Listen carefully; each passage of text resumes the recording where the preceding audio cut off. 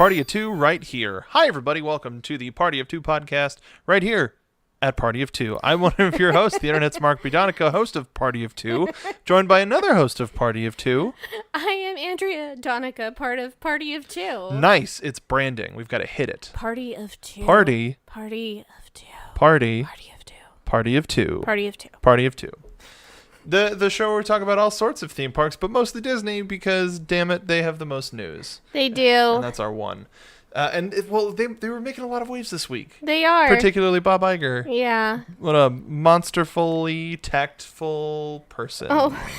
There's a lot of ways I could have gone with that. Yeah, sure. Yeah, we'll talk about him and the couple of pieces of information that he gave to us. But there's something that I wanted to announce just because there's been a lot of hype around it. The Ballast Point micro brew pub, whatever you want to call it, brew pub, I don't know, is finally been given a date. It was supposed to open 2018. I think they said winter, and technically, if you won't be, no, it's still winter. Winter. I mean, really, winter only begins at the very end of December, so by all means, they're fine. Yeah, and here's something that we got from Ben Dollard, the president of Ballast Point. I love the press releases for stuff like this because they're so wordy and a little flowery. And when it comes to this is a little bit. I'm indulging a little bit in my recent fandom to My Brother, and Me and Munch Squad, but I gotta read this. Ballast Point is born and raised in Southern California. So we're particularly excited to strengthen our relationship with the local Anaheim community and beyond this, the many guests who visit Disneyland each year. This new location also gives our passionate brewing and culinary teams the perfect place to test new and inventive offerings as we welcome longtime Ballast Point fans and introduce new guests to our brand. It looks really loungy and nice. I would say comparable, if not nicer than what's the name of the Italian restaurant that we still haven't eaten at? Yeah, right? So it's got a similar upstairs lounge, and they released a lot of the menu, and oh my God. I'm going to run through these really quick. Naples. Hi, we're fans. We pretzel bites with Sculpin beer cheese and Fathom beer mustard. Ooh. House-made pimento cheese, duck confit nachos, which are gluten-free.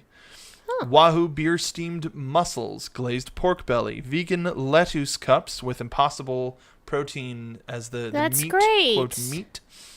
BP wings, which you can either have in spicy Sculpin buffalo with blue cheese sauce, crispy dry rub with Southern-style comeback sauce, and bourbon brown sugar with smoked harissa. They've got some salads here. They've got some burgers, some mains, soy rizo, and roasted cauliflower tacos. Sound pretty good. Fish tacos, crusted ahi, fish and chips, sweet potato ricotta, and cavatelli. That's really interesting. So their major meat stuff is more sandwiches. They don't have any like knife and fork stuff unless it's fish. Huh. Interesting. But it looks like most of these have beer infused with them. Which makes sense, and as they should. There's a creme brulee cheesecake and Victory at Sea s'mores for the desserts. Huh. Yeah. It looks good. Interesting food options. We were a fan of the Uva Bar when we went there for St. Patrick's Day, but this Ballast Point we've been waiting for quite some time. Yeah, absolutely. It's going to be open from 10 a.m. to midnight daily. Wow. Nice. It's pretty expansive. So are they going to have a breakfast menu as well? Can people do brunch? That's I mean, I think they're presenting it to be brunchy already, but I don't see any breakfasty sort of things. You gotta have an egg somewhere. Where's the egg? Hello? One egg, please. Give me an egg.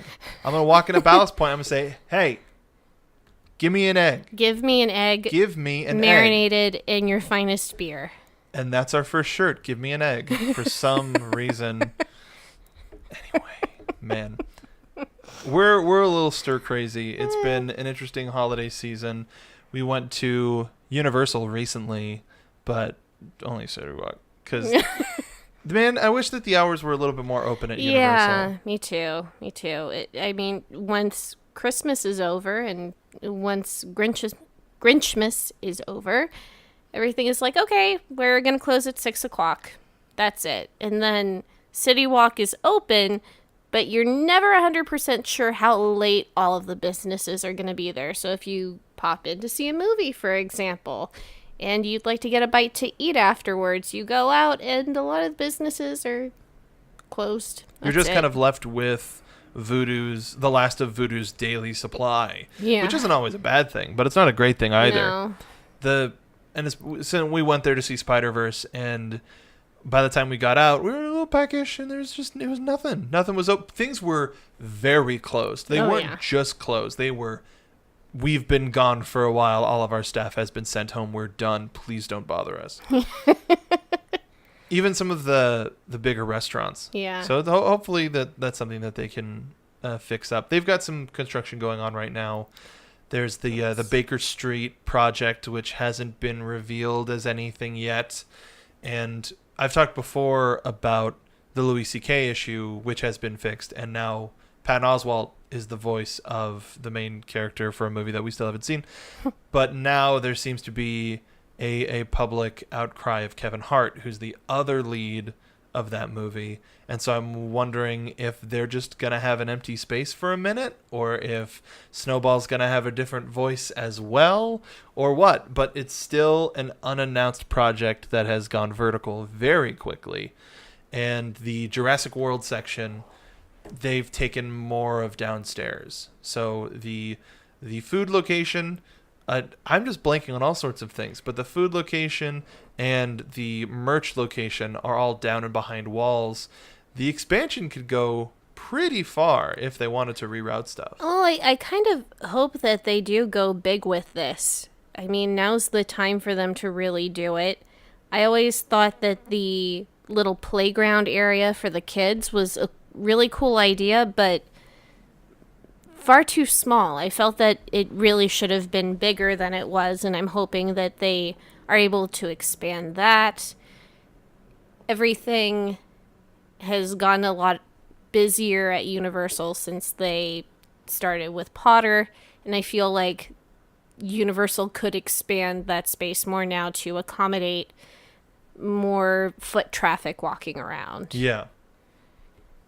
And I mean, I don't know what the restaurant area is going to look like once everything comes back up, but I was always bummed out that that second little mini sushi bar that was upstairs was never open. Mm-hmm. And after the very early years of the Jurassic Park section, it just wasn't operating. And I would like to see that come back. Do you think we'll get a remodel that echoes the look of the Jurassic World downtown area, like their City Walk? Oh, they should 100%. I mean, I don't. It's not going to be physically as expansive, but I No. think it would be really cool if they did. If they have one of the shops that looks like, or one of Mini the, Margaritaville. well, something like that, but at least something where you can run away terrified with 2 margaritas in your hands, I hope so. I mean, that's the dream, right? something like that. Yeah. They have a dinosaur attack on every half hour, or or maybe they could also, you know what else they might be doing? Huh. If they create a better meet and greet space for the velociraptors. Yes. Oh, absolutely. I feel like that has to be a given. I really hope that they're focused on that. They did that over at Islands of Adventure in Florida. So there's a whole really dedicated setup for that. And when you get to meet Blue, she's actually separated from the guests, so you're not going to see her feet. And she actually just comes right up to the bars and some foliage. And it makes it a little more real, I think. Probably a little more terrifying as well. Well, it also hides some of the Special silly effects and the goofiness. Yeah, the goofiness Yeah. was the word I was going to silliness, but yeah. So I'm really excited for that. We're getting it in spring, late like spring summer. all of the parks are trying to pull out all of the stops before Galaxy's Edge opens up, which we did get a date for. In an interview with Barron's, Bob Iger told everybody that June 2019 is going to be the release date, the launch of Galaxy's Edge. And folks did a little research and looking at the blockout dates. They're determining that the weekend of June 21st to the 23rd was going to be the anticipated opening, just based on all of that, with soft openings probably all the way through June. Yeah, and if you're going to try to visit Disneyland hoping to catch Galaxy's Edge when soft opening is happening, I would recommend going maybe more mid-June. Don't go right at the beginning or even late May expecting to be able to get on any of the new attractions or visit DJ Rex. You gotta pace yourselves. First, they're going to be testing things with cast members generally. At least that's how Disney usually does things. But everything is subject to change, and at least nothing sounds like it's been officially confirmed on that end yet. So we're going to keep our ears to the ground if we hear anything and keep you guys updated. But for now, just shoot for your travel plans to be end of June if you want to be there right when everything opens up, for sure. And also, when it comes to soft openings like this, there are also times when it's not like you show up and it's open. Exactly. You show up and maybe from 1:30 to 2:30 they're letting people in and you get to experience a couple of the things, but then once they're done it's like, thank you, essentially please leave. And it won't be 100% finished show ready. You're still going to see things as a little bit of a work in progress. It's a dress rehearsal. Exactly. Dress rehearsal. Testing things out. We actually got to see Forbidden Journey over at Universal Studios when it was technically still soft opening. And oh, that's right. That was really cool. We'd been kind of keeping an eye on Twitter. Twitter is a great resource for that. I will recommend to any of you and all of you. But you might have to hang around the entrance of whatever attraction and just keep an eye on any sort of movement. You might see something post up like, oh, it's running right now. But by the time you get there, it might not be. But that doesn't mean to say that you're out of luck for the rest of the day. If you hang around, if you keep an eye on it, don't get your hopes up, but keep visiting around, and generally things will work in your favor. Of course, if there are walls up all around whatever the area is, do not expect to go on the attraction. No. At that point, that's still very much for inner personnel if they're going to be testing out anything. So if the walls are up, you're out of luck. So I just saw an update from, this isn't new, this isn't like breaking, but from Walt Disney World News today, they're reporting that you can, and I assume this is for Florida only, but you can try out earlier some of the beers that are going to be available. I don't think they'll be available in California. I'm pretty sure they're just for the Florida parks because the rules are so strict for us in California when it comes to the why can't I brain when it comes to the cantina. But if you go to Concrete Beach Brewery, which has a physical location in Wynwood in Miami, you can go there right now and try the Galaxy's Edge Ale, which is it's specifically the Galaxy's Edge Ale. The flavor notes listed on the menu describe it as tart, citrus, and crisp, and it's pretty easy to drink according to the fine folks at Walt Disney News today. And then there's also the Kungaloosh Spiced Ale, which is a little bit darker. It's made with sorghum and spices like cinnamon and cardamom. It's a little bit darker and is pretty smooth. Sounds like a great holiday drink too, with Yeah. those flavors. That's kind of nice. And so much like a lot of these smaller breweries around the country, you can visit the actual brewing site. That's where you have it from. But they're probably trying to figure everything out as much as possible. And you can be a part of the tasting process. So if you're in or around the Miami area at all, make sure to check out Concrete Beach Brewery for an exclusive early taste at some of the beer that you'll be able to have at Galaxy's Edge. Especially, like, I would highly doubt that it's going to be coming to California. I would be really interested if it did. Well, I mean, I wouldn't be surprised, to be honest. But with the new relationship with Ballast Point or with Carl Strauss that Disney's had for a long time, I wonder if they're trying to develop something that's a little bit more, something that's, quote, more Californian. Well, I know that with Ballast Point, I'm pretty sure that the Ant-Man microbrewery that's coming is going to be a connection there, and works in terms of location in the world. But considering that they're brewing something specifically for Galaxy's Edge, and they're being very consistent in terms of the lay of the land and the experiences, and how much effort it takes to crafting a particular type of beer, all of the flavors that go in, the amount of time that it takes to create it and do the testing and making it work, I actually wouldn't be surprised if it was going to be consistent across the board. I would like it to, especially because they're not going to be able to replicate it. Right. It's going to be made by Concrete. I wonder if they can keep up ultimately. So because now I'm pretty sure they wouldn't have gotten the job if they couldn't. Yeah, I wonder. It'll be interesting. I guess we'll find out when Galaxy's Edge opens in June, whether or not this stuff is going to be seen in the cantina. But, I mean, it's not like Galaxy's Edge is some unthemed rigmarole, something that's nondescript. just sort of nondescript flash in the pan. No, it's the most descript.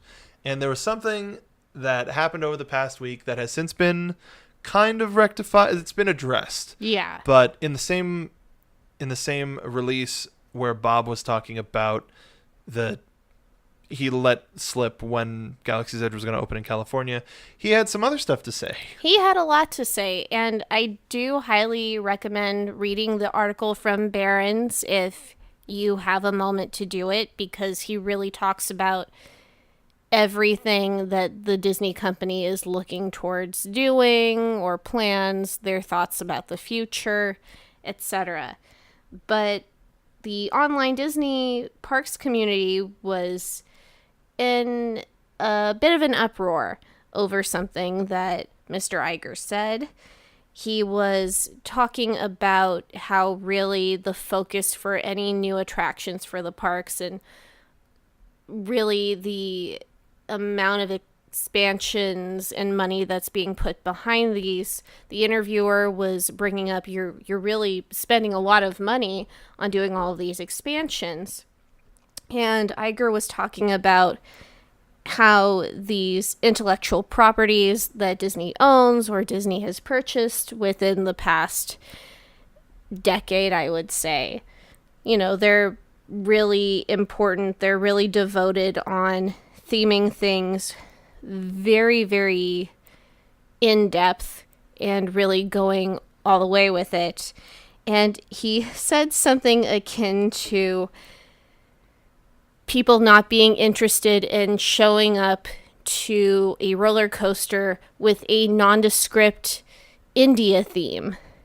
And Twitter went back, and many people misidentified what Iger was saying as, oh, you're talking about Expedition Everest? That's a nondescript theme from a place in India. What the heck? And people were throwing a fit. People were freaking out. Were you freaking out? No, Because we talked about it a bit when it happened. I was really curious to see what was going on. The one thing that looked really bad initially was a few hours after the article had been published, in between Twitter and other places freaking out about how Iger phrased things, the article was updated and adjusted to remove that part about India and that specific line of Iger talking out of the article entirely, which really didn't look good without openly addressing it. So suddenly the question became, oh, wow, they're just going to pretend like that didn't happen. That doesn't look really good. However, Iger did actually respond directly on Twitter to some of the people that were trying to call him out and said, and I quote, "For the record, I love Expedition Everest and the whole land around it, and I never suggested otherwise. It is distinct, not nondescript, as its popularity suggests." And really, that's what he was driving home with the entire interview, is he's going to want to expand on things that are popular, that are generating revenue for the company, which is making people excited to go to the Disney theme parks. So yeah, we're getting Galaxy's Edge, and they're spending a lot of money. Yeah, we're going to be getting a Marvel land. Marvel is a huge intellectual property for the company. And just because it's not tied to an intellectual property doesn't mean that he doesn't appreciate these things. And nothing that Imagineering does is ever nondescript. And I think that for anyone to think that the CEO of Disney would be trying to indicate that, I think was just trying to pull things out of thin air, trying to villainize him in a way that really isn't reasonable. I don't think that...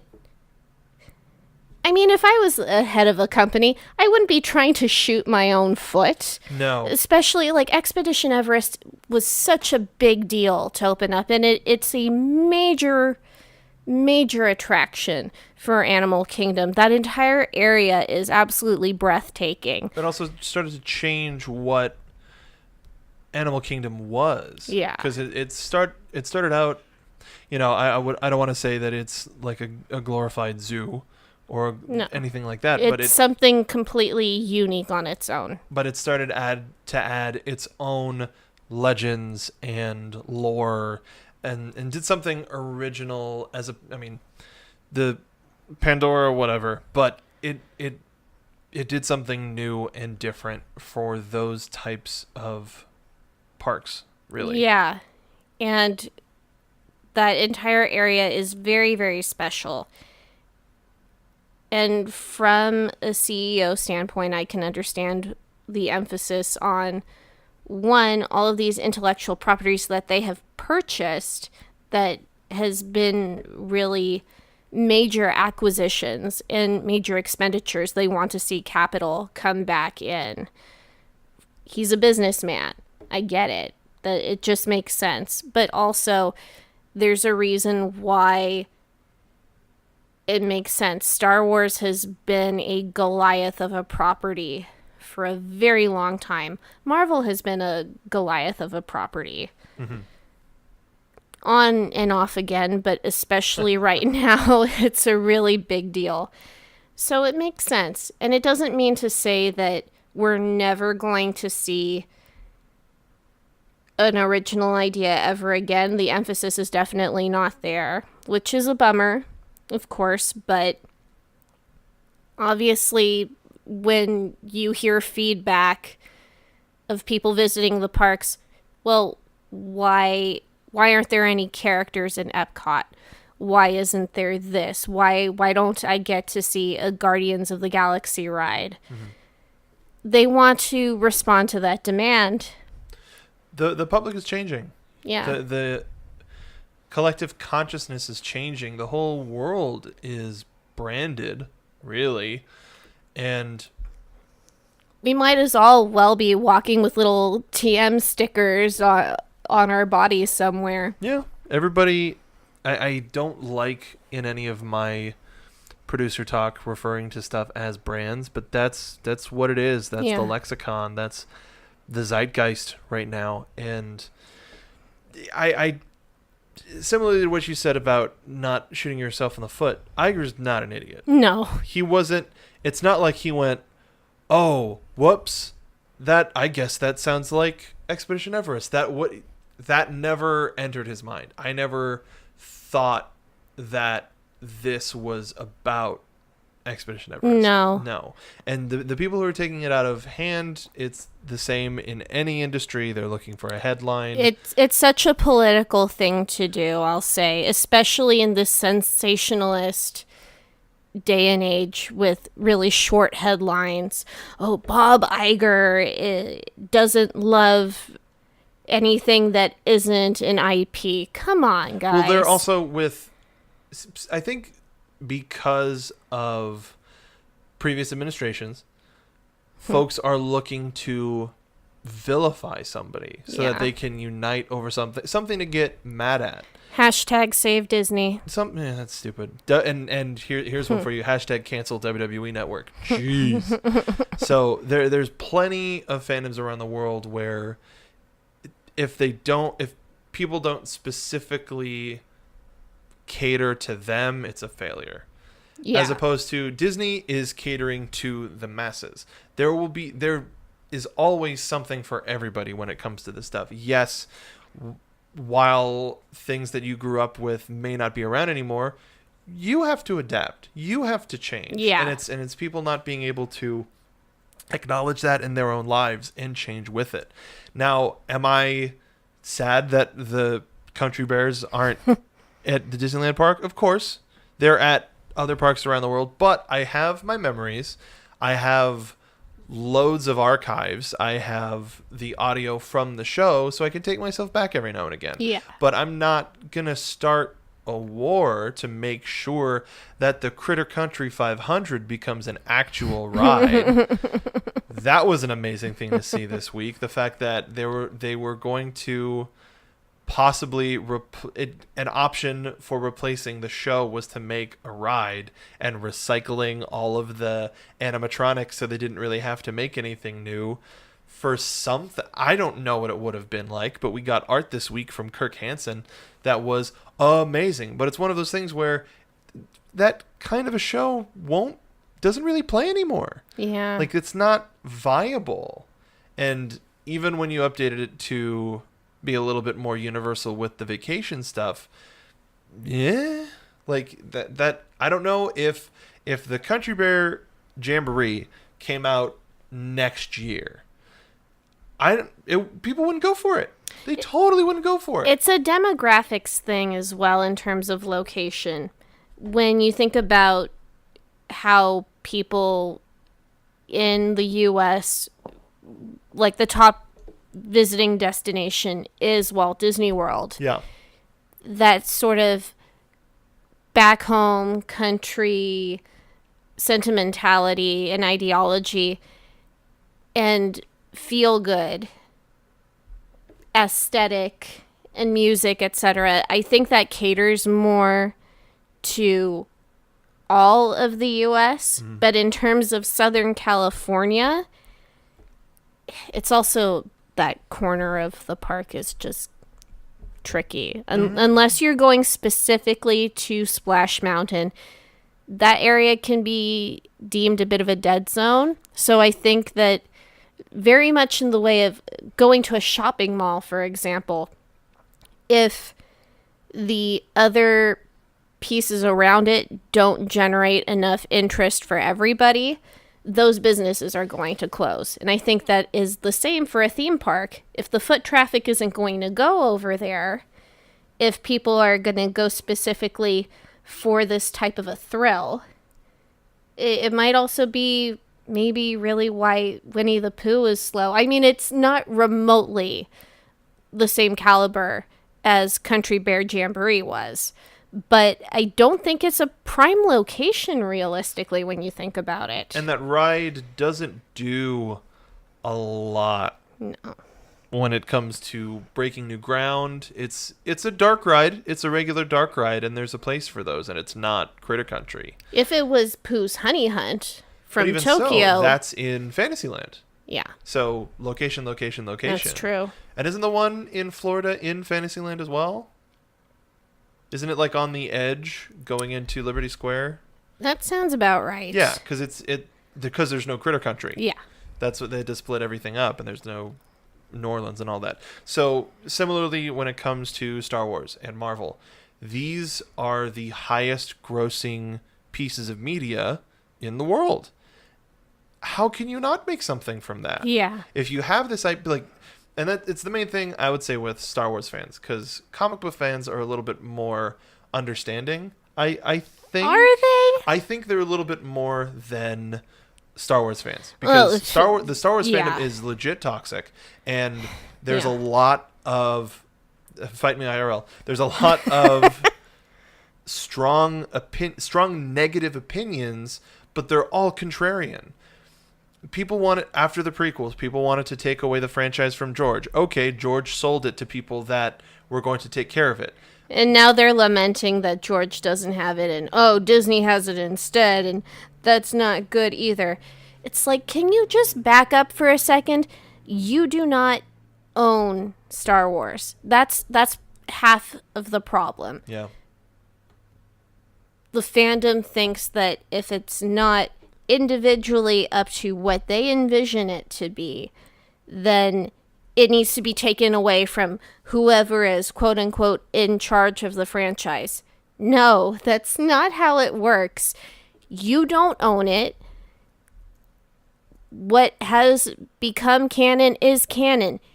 Just because you don't like it doesn't mean that you're going to get to change that. As it is with anyone's story. Just because J.K. Rowling, for example, wrote with Dumbledore in her mind as gay, for example, like, you can't just go out and say, well, I don't like that, so take the property away from J.K. Rowling. No, that is not your right. You didn't come up with these characters. It's not yours to make that decision.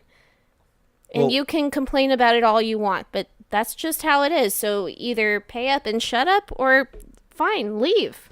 Other people love it. One of the things that I've learned from the wrestling industry is money speaks volumes. And it's kind of, I mean, it's business in general, but if you don't support it, then that's what's going to send the message across. Like right now with Bumblebee in theaters, just as a really quick example, it's the best Transformers movie. It's the best reviewed, and everybody thinks really highly of it, but people aren't seeing it because there's burnout from the franchise, and I don't blame them because the last couple of movies were really rough. But so the reviews are going to do one thing, but all of the money that it's not making is going to not give us these types of movies because they're, quote, not successful. Yeah. So when it comes to people complaining about The Last Jedi or whatever movie you want, it doesn't matter. No. Because I'm just mad that we're not going to get an Obi-Wan Kenobi movie now because of what happened with Solo. And Solo, okay, I'm just going to come out and say it because I don't know if we've ever talked about it on the show or not. Well, no, because we weren't in season. Yeah, but I enjoyed it. And the fact that Ron Howard had to come in to take over on the film halfway through production and still get everything done on time, I think that the movie was a lot of fun. Is it the original trilogy? No, nothing's going to be the original trilogy. And even when the original trilogy came out, everybody was still complaining about something. Yeah. People were throwing a fit about Ewoks. Well, cry me a river. I love the furry guys. And they can come over to my place anytime. And we will have a kick-ass party. All right. Yeah. I mean, you want to I mean, consult me before we invite an entire savage nation of little Yub fur nub. bears. Oh God, That's all I have to it say. started, but right now, actually, it dropped on Netflix today. You can watch Solo on Netflix, which I think will be the last major Disney release to hit Netflix before Disney Plus launches. But with all of this, how do you afford something like this, as well as keeping the numbers at a manageable pace? You change ticket prices. And this past week, all of the ticket prices have jumped very, very high. I'm just going to run through these really quick. Yeah, please. One day, one park, $104 up from its $97. One day with Park Hopper, $154 up from $147. Or wait, no, I'm sorry. Those are the value ticket prices. Oh. A regular day, because they have the different Right. attendance. A regular day is $129 one Park Hopper $179. Peak Ooh. $149 for one day one park. $199 Park Hopper. 2 day Wow. $225. 2 day with Park Hopper $280. 3 day $300. 3 day with Park Hopper $355. 4 day $325. 4 day with Park Hopper. 4 day with Park Hopper $380. 5 day $340. 5 day with Park Hopper $395. With that, Max Pass is also raised from $10 to $15 a day. And for annual pass holders, you can add Max Pass for an extra $25 a year, which brings the total up to $100 a year for Max Pass. Now, speaking of the annual passes, here we go. Southern California Select, $399, up from $369. Deluxe, $799, up from $729. Signature, $1149, up from $999. Signature Plus, $1399, up from $1149. And finally, Premier, $1949, up from $1579. After tax, that blows you past $2,000 to visit Walt Disney World and Disney's California parks. Wait, they charge taxes on the passes Yeah. far as I've always seen everything in whole ticketing price. The site that I'm on says tax, but it could be. Of course, I could be wrong. Going back to Country Bears, but this comes less than a year after the last huge increase and a couple of months. When did they start doing the peak and regular? Not like a couple months ago. Yeah, I want to say fall.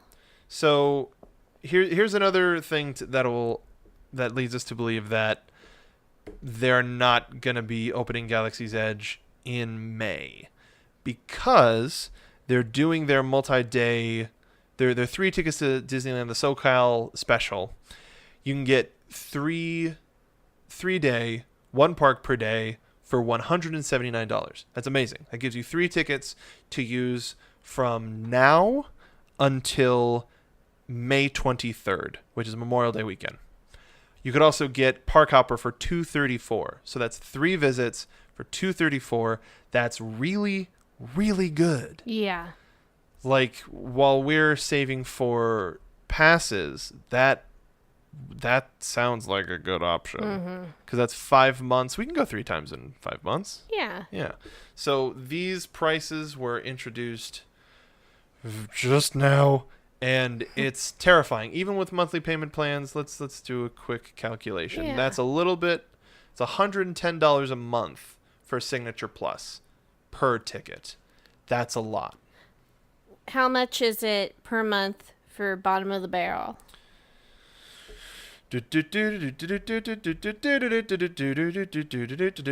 Bringing up my calculator. Ha. Okay. 34 a month, not including the initial payment. Okay. But that means no Galaxy's Edge. Yeah. Like, without a shadow of a doubt. Deluxe, also no Galaxy's Edge. I think you have to hit Signature before you get Galaxy's Edge annual pass holder stuff, and that is still about $100 a month. Ooh. Sigh. Like, we're now on 2 theme park payment plans, so adding a third one, that's a little rough. We're excited regardless Yes. because Galaxy's Edge is going to be unlike anything we've ever seen. I'm so excited. Yeah, they released the picture of that ride vehicle too. Yes, and I made sure to send that out to the Twitterverse for all of our followers. Make sure to follow us on Twitter at Party of 2Pod.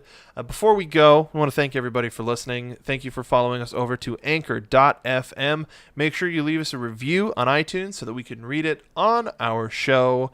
We really appreciate all of you listening in, and make sure to tell your friends. Follow us on Twitter and follow the show on Anchor. We really appreciate it. We love doing the show, and we hope for your continued listenership, especially as we continue to grow and change, as the parks continue to grow and change. We've got some fun stuff coming up later this month and this year, so we hope that you follow along. But before we go, Andrea, where can the folks find you on Twitter?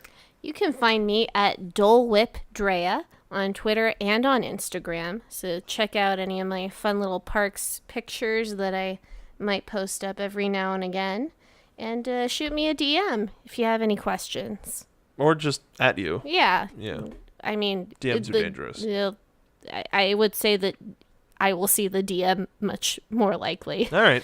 You can follow me on Twitter at Mark B. Donica. Follow us at Party of 2Pod. Make sure to check out all the other shows on Anchor. I absolutely love the service. I do the Wrestling Professionals here, as well as Rooster Team Radio, which just launched a little bit. If you want a little bit of fiction in your life, we do a parody of Welcome to Night Vale there that is themed to Rooster Teeth's Ruby. It's a lot of fun, and we're going to put more stuff on that channel. And if you like wrestling, check out the Wrestling Professionals. Thank you so much for listening to this episode of Party of 2. We will see you on the next ride.